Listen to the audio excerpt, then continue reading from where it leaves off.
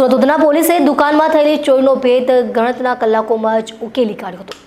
ઉધના વિસ્તારમાં દુકાનમાં બુરખો પહેરી ₹11,80,000ની ચોરી કરી ચોરે ભગવાન પાસે માફી માંગી હોવાના સીસીટીવી કેમેરા પણ સામે આવ્યા છે।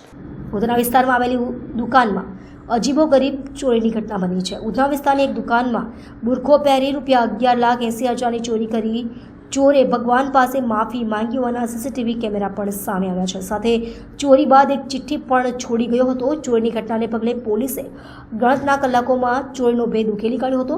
આ ચોરીમાં ઉધના પોલીસે 2 આરોપીઓને ઝડપી પાડ્યા હતા। પોલીસની પૂછપરછમાં આરોપીઓ વિરુદ્ધ 70 ગુનાઓ નોંધાઈ ચૂક્યા હોવાનું ખુલ્યું હતું। તારીખ 9-10ની રાત્રિ દરમિયાન ઉધના પોલીસ સ્ટેશન વિસ્તારની અંદર BRC લક્ષ્મીનારાયણ ઇન્ડસ્ટ્રીયલનો એક ખાતું છે, જેમાં રઘુપતિ ફેશન નામની એક દુકાનની અંદર રાત્રે ગરફોડનો બનાવ બનેલો હતો, જેમાં ડ્રોવરની અંદરથી 11,85,000ની ચોરી થયેલી હતી। જેની અંદર જે સીસીટીવી ફૂટેજ ચેક કરતા એવું જણાઈ આવેલું હતું કે એક ઈસમ એના બાથરૂમની ગ્રીલને તોડીને અંદર દાખલ થાય છે। એણે મોઢા ઉપર બુરખો બાંધેલો હતો, એટલે જેની ઓળખ થઈ શકતી નથી, પરંતુ ગ્રીલ તોડીને રૂમમાં આવી 11,85,000ની એણે ગરફોડ કરીને ચોરી કરેલી હતી।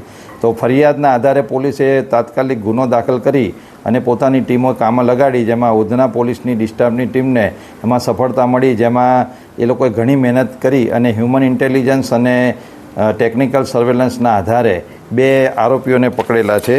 જેમાં એક આરોપીનું નામ છે લાલા ઉર્ફે નેલુ ઉર્ફે ગુરખા ઉર્ફે રાજ, જે મૂળ ઓરિસ્સા ગંજામનો રહેવાસી છે, અને બીજો આરોપી છે ગિરીશ ઉર્ફે ધીરજ વનરાજ પાટીલ, જે જલગાંવ મહારાષ્ટ્રનો રહેવાસી છે। આ બંને આરોપીઓ અગાઉ પણ ઘણા ગુનામાં પકડાયેલા છે, જેમાં જે આ લાલા ઉર્ફે ગુરખો છે, જે સુરત શહેરની અંદર 12 જેટલા ગરફોડ ગુનાઓમાં અત્યાર સુધી પકડાયેલો છે। આ લોકોને જ્યારે ધરપકડ કરવામાં આવી તેમાં જે લાલા પાસેથી 5,08,000નો મુદ્દામાલ અને બીજો આરોપી છે ગિરીશ પાટીલ, એની પાસેથી 5 લાખ એમ કુલ 10,08,000નો મુદ્દામાલ પોલીસે રિકવર કરેલો છે। અત્યારે હાલ આરોપીઓ પોલીસ કસ્ટડીમાં છે, તેમની પૂછપરછ ચાલુ છે અને એ લોકોની ફર્ધર પોલીસ કસ્ટડી રિમાન્ડ મેળવી આ ગુનાની અંદર એવો ભાગીને ક્યાં ગયેલા હતા, તેમને કોણે આશરો આપેલો હતો, એની તલસ્પર્શી તપાસ કરવામાં આવશે।